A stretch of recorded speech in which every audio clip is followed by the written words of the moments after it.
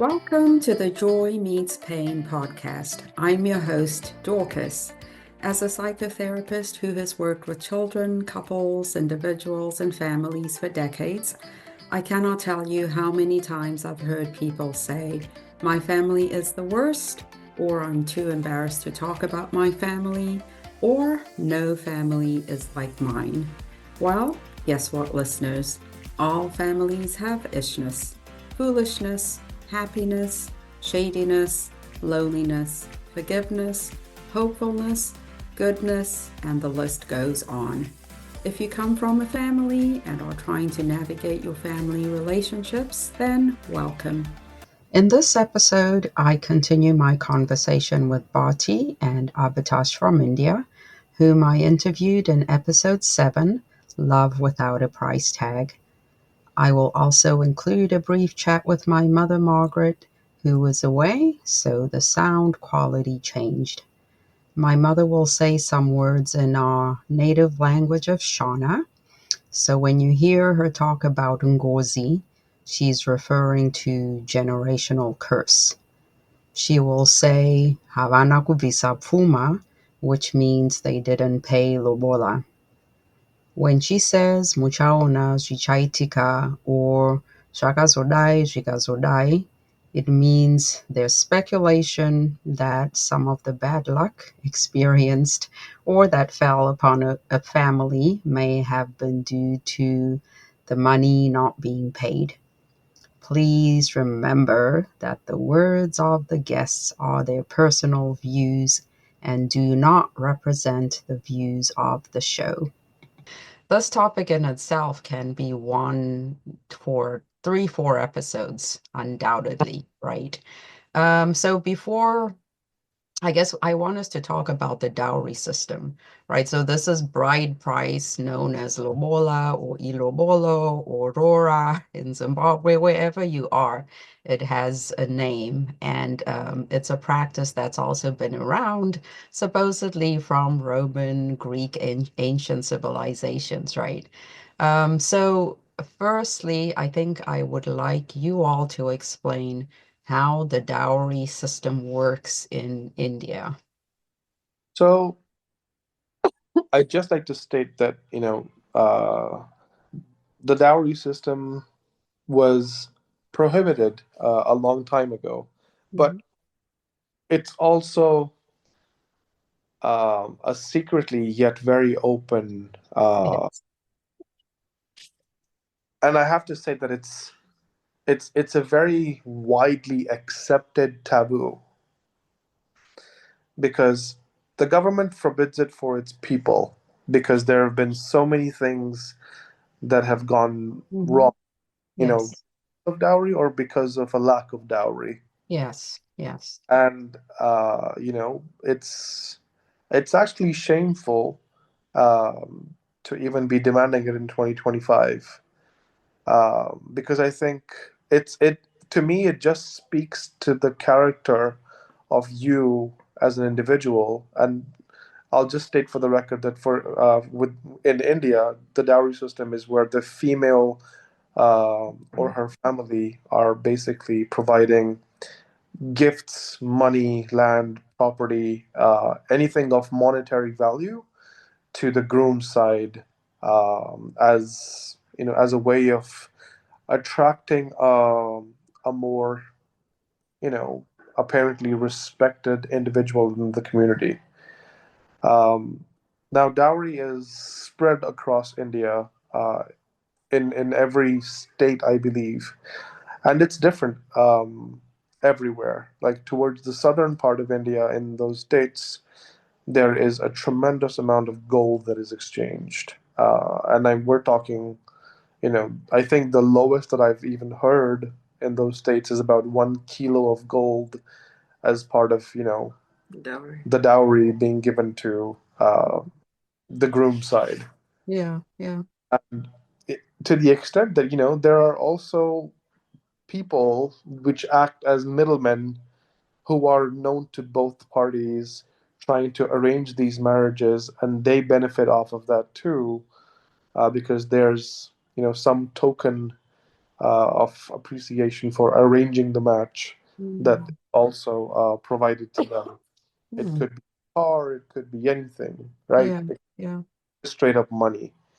And um, I think it's they are the ones that actually they will go and approach the girl's family and say that, hey, we have this match for you, for your boy, and here's the girl, and if the better the guy looks, the fairer he is in color, Education, the education and where he's currently working, especially if it's a government, government job, that they just become expensive. that just becomes all the more.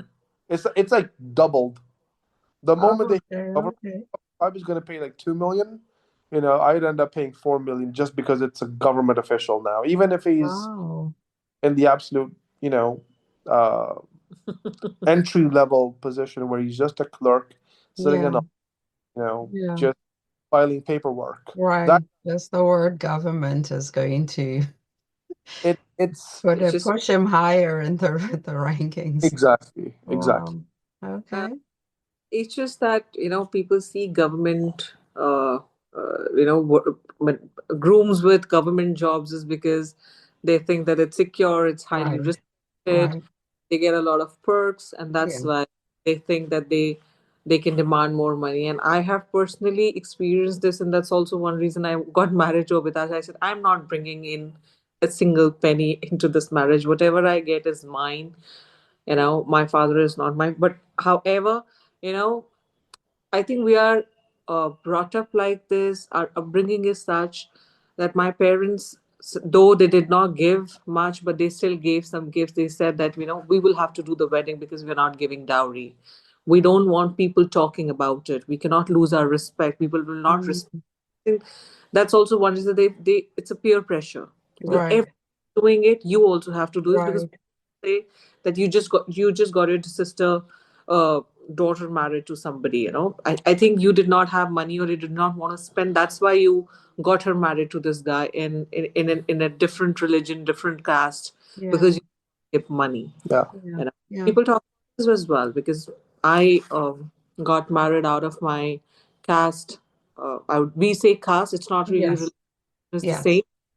My sister got married in a different caste, and people still tell my parents, you got your daughters married to these castes because you didn't want to spend enough. Because in Mm. community, I mean, there was a time this army officer demanded about 8 million. And I was like, for what? 8 million? Oh, Yeah. And I rejected him. That's when yeah, my aunt said, you're never married with this attitude. I said, I yeah. would. So, Wow. Uh, So, what are your thoughts then about this process, this, institution being, you know, labeled as buying a bride, right? Do you see it as that? And also, I mean, I think it is clear there's so much evidence to show the violence that is associated with not just Dowry and Lobola as well. When we talk in Southern Africa, you know, um, in countries where uh, the groom, the man can marry more than one wife, there tends to be, higher rates of STD infection and violence as well, right? Because the man then believes the woman is my property. I bought her, I purchased her, I make all the decisions regarding sex and everything else. So I am curious to hear what you all think. Is it purchasing, buying a bride? so actually buying a groom. yeah, it's actually buying a groom The because like, groom, yes. Ola works the other way around, Yeah. uh, Yes, yes. right? So, and I think one of the my personal feeling about the whole dowry system, and I'll say this very, very candidly, anyone that's accepting dowry as a groom, I'm just saying that you are incapable of being able to provide for the person that you are marrying. Hmm. Uh, you need to really, I mean, what do you need it for? If someone's gonna pay you, money to marry their daughter to you, and what I mean, they're giving you maintenance for his child, and even in that case, it's never going to be enough for you, because the Yeah. moment you start this dowry system once, it becomes like an easy kind of a target where people will start approaching, the groom side will start approaching the bride side, after years of marriage, and still claiming, this dominance of being the male, and because of which they will always keep asking for more Yep. in term as securities to be able to financially support their daughter that they married to you, hoping and believing that you would treat her right, you would put food on her table, you would, she would be an addition to your legacy.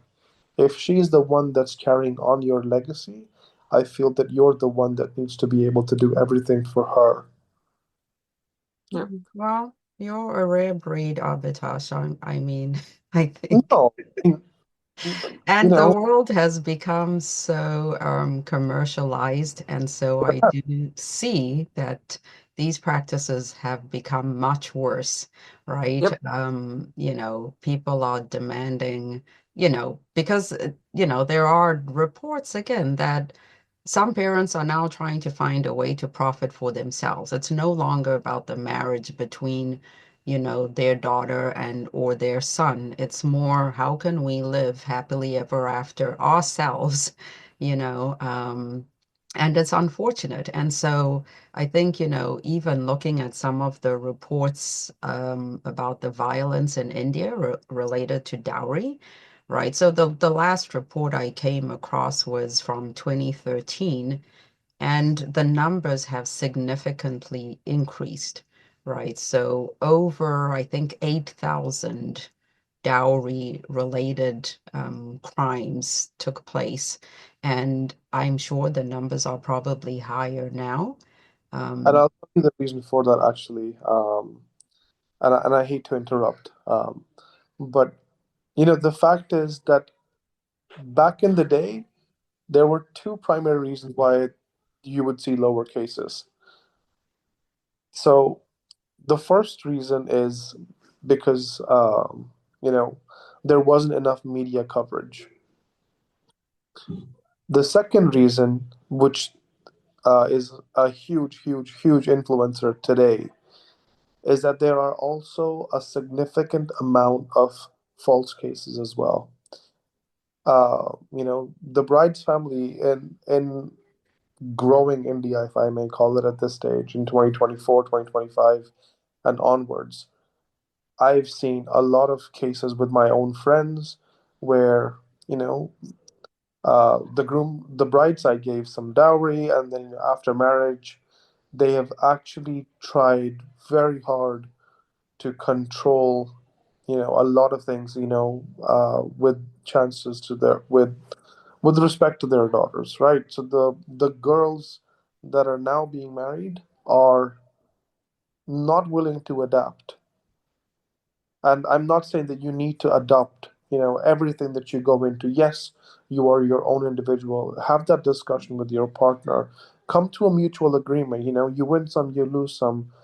The whole concept of love works on the theory of, you know, um, what's that word with the C? It's oh, compromise. oh, You've got to compromise with each other. You know, you can't always choose happiness for yourself. When it comes to music, I'm very particular with my music, and over a period of time, I think Bharti's grown with me in terms of music. yeah. Uh, Yeah, and but realistically, I think you're very open-minded.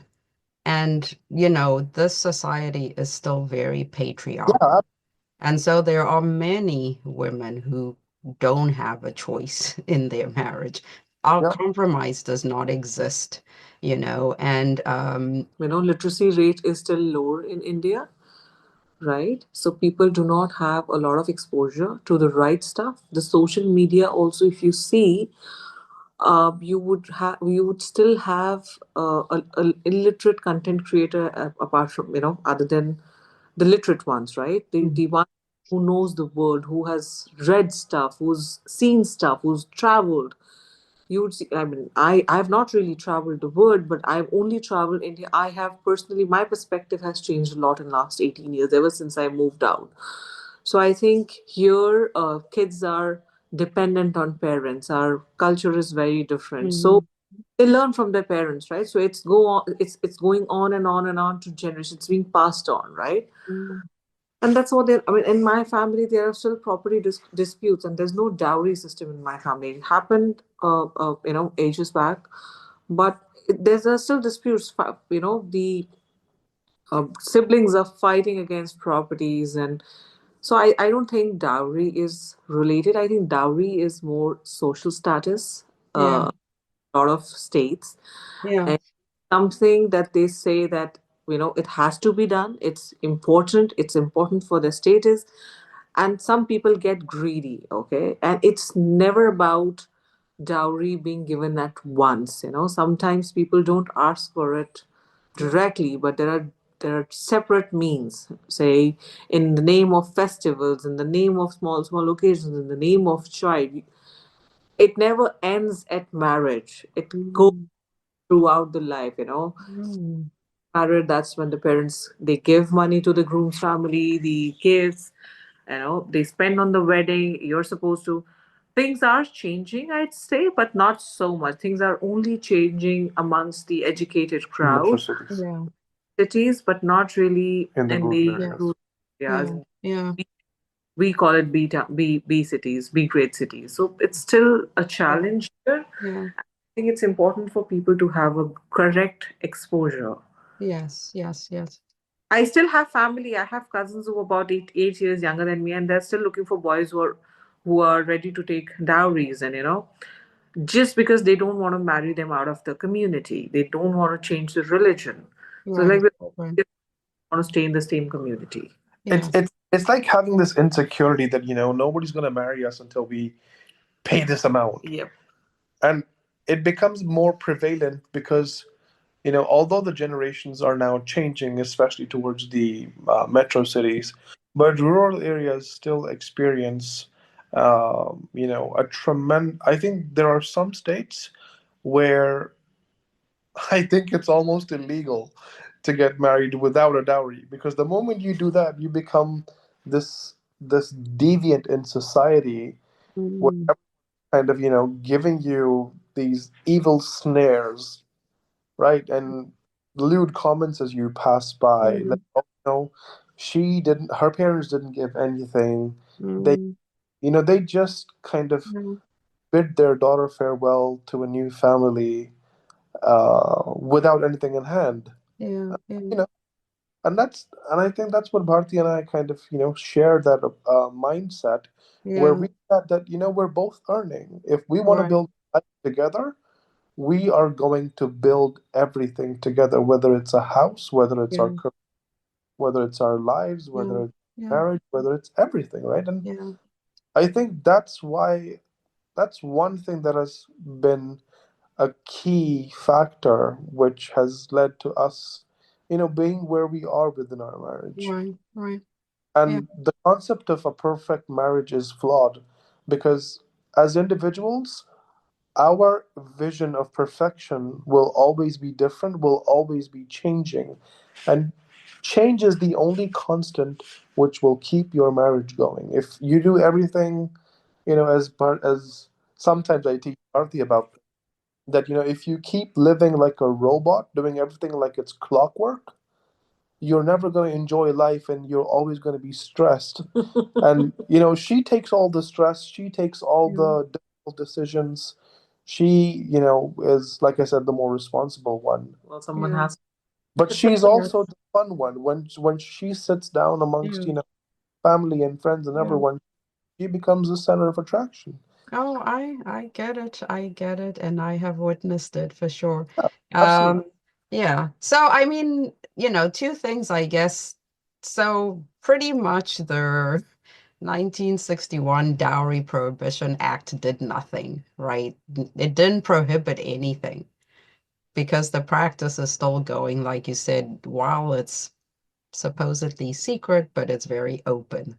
And it's not likely to change. And I get the importance of tradition and family because this is a thing also in Zimbabwe, right? And Bati made a great point that I wanted to touch on, that it's an ongoing process. It doesn't stop at marriage. And so in Zimbabwe, the difficulty there is if the groom does not pay all the money, um, if the bride happens to pass away, then his family, and generations to follow will have this curse because the dowry was never paid in full.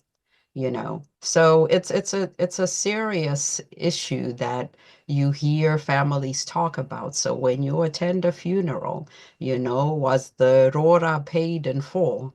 If not, then there's a fine, there's consequences, it must be paid, and it becomes really such a tragedy when you think about the purpose of bringing two people together or even two families together. And then it all becomes, the financial aspect, and it takes a toll on people.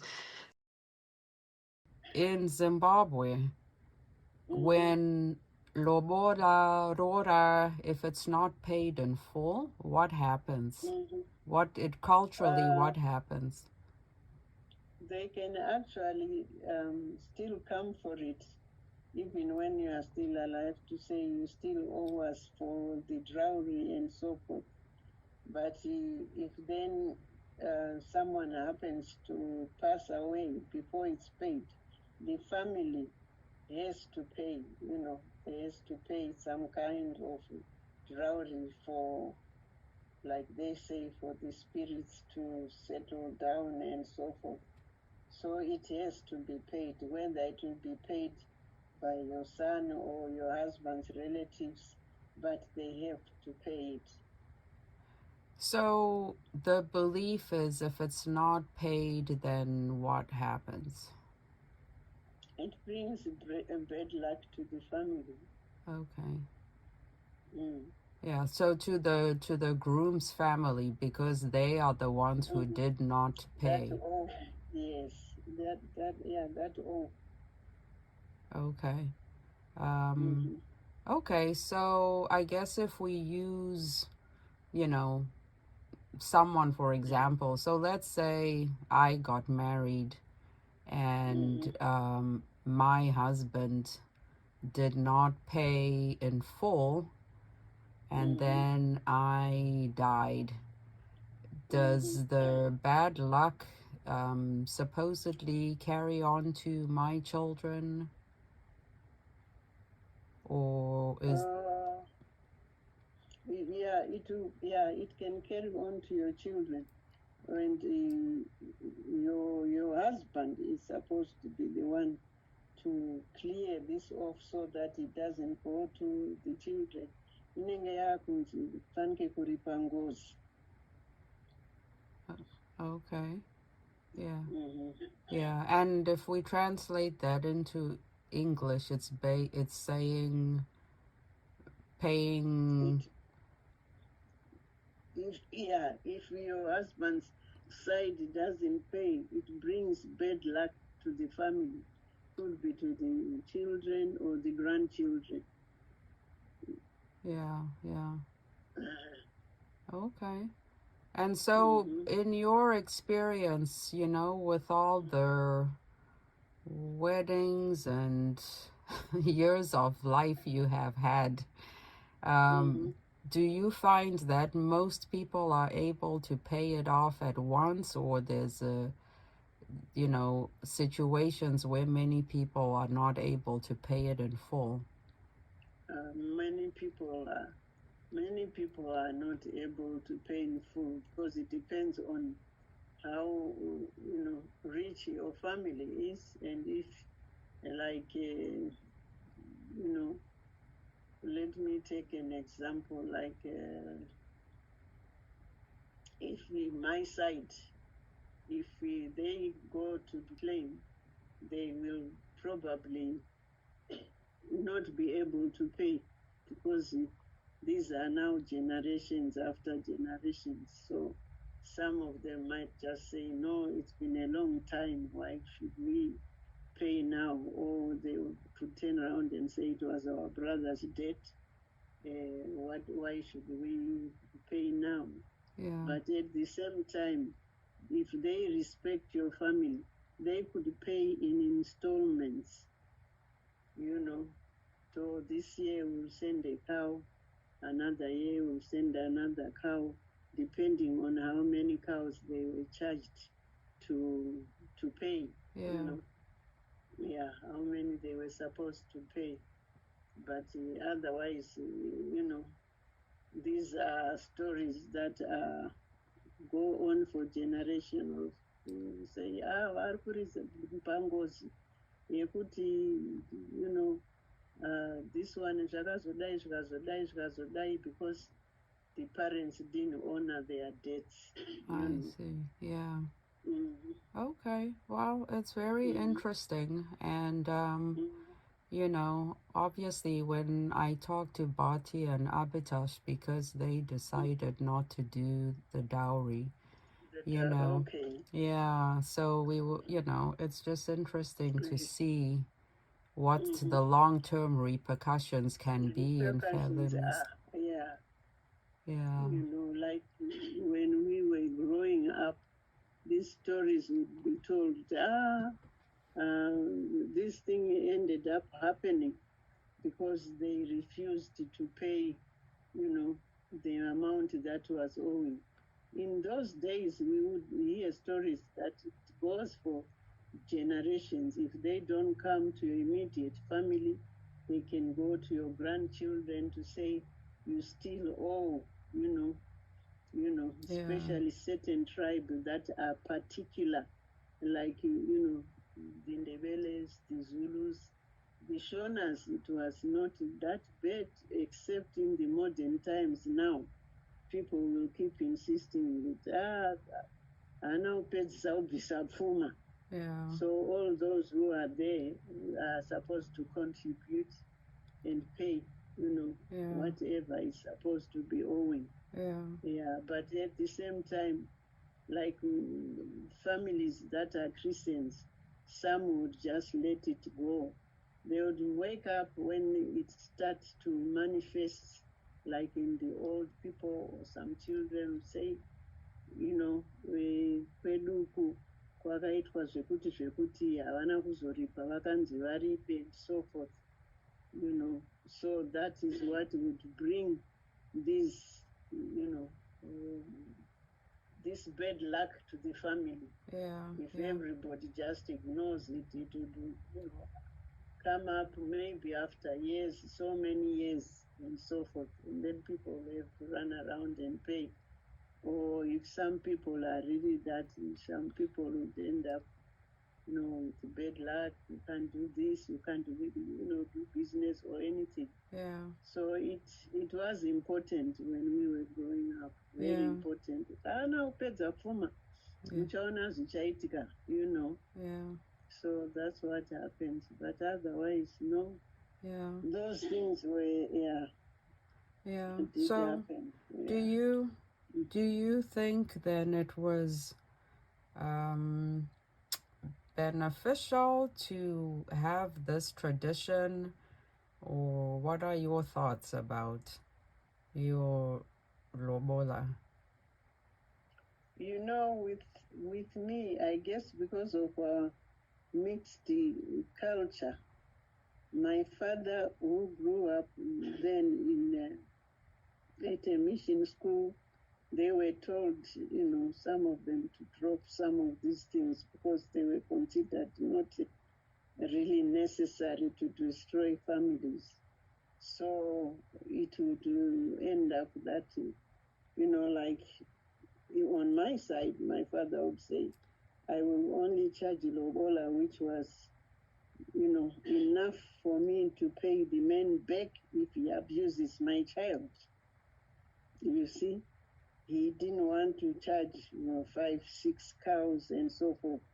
But he would say, if my child comes back and she's being abused, I would rather have my salary ready so I can pay back this man who's abusing my child. And on that, they were taking the Christian side of it, being people who grew up at a mission school, that, you don't have to punish the other family because they can't pay you the dowry. Yeah. It's something that you could negotiate. Yeah. So I guess, to be honest, in my family, my father never persisted on dowry. Yeah. He never did. And who was, if no, not in my family, So Yeah. it depends on how people are strong in these beliefs. Yeah. Sometimes bad luck just comes because you have bad luck, not Right. that you did pay Lobola, Right. Right. But they will say it and say it again so that you feel guilty about it. Yeah. Then people will go and sell their goats or whatever to try and stop Yeah. the harassment that you'll be getting from the other side. Yeah. But otherwise, no, no. Yeah. Now it looks like it's coming back because the dowry and the monies that people are demanding now are so ridiculous. Oh, I know. Bati So, was mentioning that too, and I saw that when I was home visiting. mm, That yes, people are mm, requesting money for outrageous things. mm-hmm, mm-hmm. So it really has become so Yeah, yeah. it's Consumerism is business really now. yes.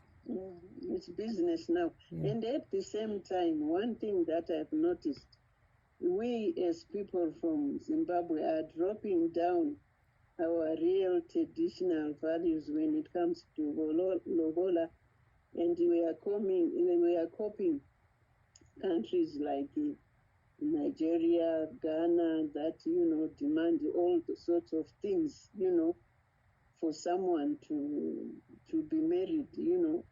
The people never used to buy groceries and everything, alcohol and things like that. It was the traditional brews, simple things. Right, right. But now people are demanding.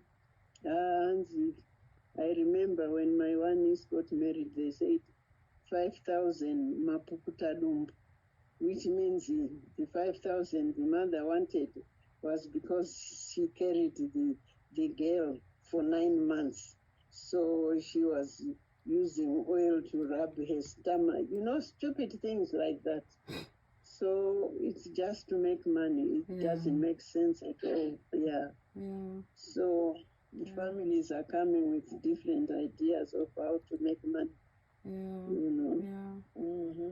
Well, Yeah, yep, so it's an ongoing conversation, but I know sure. you have lots of stories and examples to share. So, Yeah, but I appreciate you, at least you're sharing welcome. your perspective about this.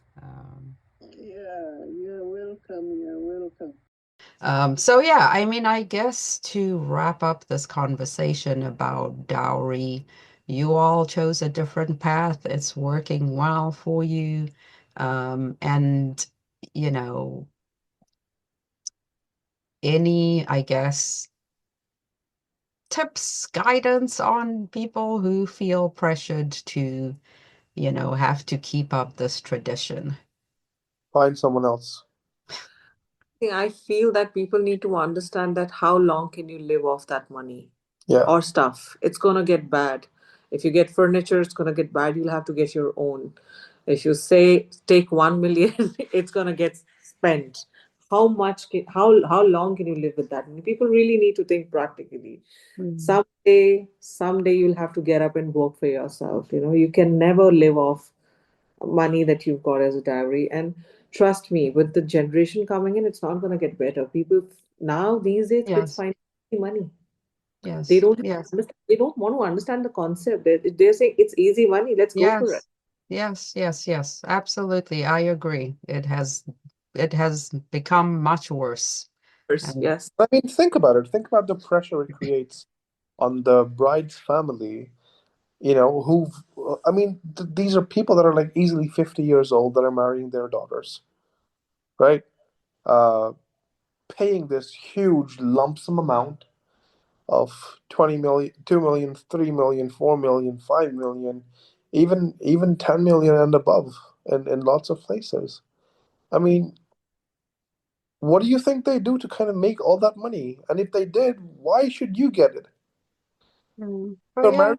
Batosh, people don't think like you. I think this is why you have to be a I, relationship coach because the world is a mess, and I think it's getting worse, in every sense, and so it's unfortunate, but yeah, no, I think I appreciate this conversation. I've learned a lot more about the dowry system than I knew. And, we will definitely keep talking more about it. Any final closing words from each of you about anything, relationships, life, joy, happiness? about dowry, I did not get married for dowry, and I am not getting my child. I'm not letting my child fall into this trap. Where even Mm, I'm, even if she stays single, people really need to wake up, Dorcas, and understand that this is, I mean, this is a curse itself. You're yeah, never going to get it, yeah, and never going to be enough. So, yes, yes, yeah, people really need to think on it. and yeah, relation, and when it comes to relationship, it's every day's work. I mean, mhm, you cannot have a perfect relationship overnight, yeah, and perfect relations are never made in heaven. They're made here. And yes, it's constant work. yes, yes, absolutely. I think I, I completely concur with what Bharti's saying, and uh, I always come back to the same thing. I think it's just the values that we both have as individuals, Mhm, how we've grown up with, but also how we've chosen to accept certain things in life. And that acceptance has come with maturity. That acceptance has come, from experiences.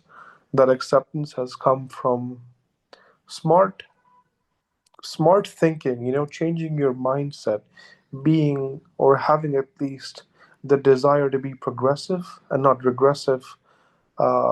Traditions are great, right? But does every tradition need to be followed blindly? Is right, what I right, really say. The dowry absolutely.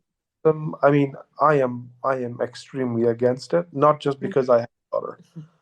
I married someone's daughter, right? I would never want to ever create that kind of pressure on that side of the family because what will you get? You may gain their respect just as a mandate or a necessity, um, but you will never truly have the love and the admiration as someone who says that all I need is, the person that you are going to let me marry, and Yeah, I thank you for it. I couldn't have asked for better. yeah, yeah. So yeah, All right, all right. Well, awesome conversation. Thank you both for making the time. I know it's pretty late there and you're spending time with family, so I appreciate you pausing your quality time to be here. Okay? this is time with family, Dorcas. You are family too. Well, thank you, and I will be seeing you soon for sure. My goal was to shed light on a beautiful marriage that shunned the practice of exchanging money for love, and to also discuss the generational impact on families when women are sold or men are bought. I sampled a small group of listeners all over the world: Zimbabwe, South Africa, Nigeria, UK, US, and results showed an even split between those who found bridal price or dowry valuable and those who believed further discussion was needed. Key points from this episode highlighted how values and traditions can shape families, When I cited the dowry-related crimes or deaths in India in 2013, I referenced an article by Sadia Gondal titled The Dowry System in India, which was published in the Journal of Indian Studies. Another interesting article was done by Glynis Parker on the practice of Lobola in contemporary South African society, and this one was in the Journal of Third World Studies.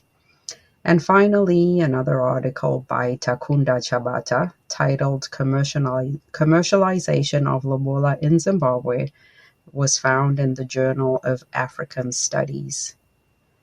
As Chabata put it, the practice of lobola is akin to selling a commodity on an open market. Whether buying or selling, it is harder to get out of a relationship when money and goods have been exchanged. I hope you found this episode informative and engaging. If you found it meaningful in some way and have comments to share, or you would like to share your family story, whether joyful or painful, please send an email to info@joymeetspain.com. Thank you for tuning in and for allowing me to spend this part of your day with you. Please like, rate, and subscribe wherever you get your podcast. And of course, please spread the word. Till next time, stay well and stay present.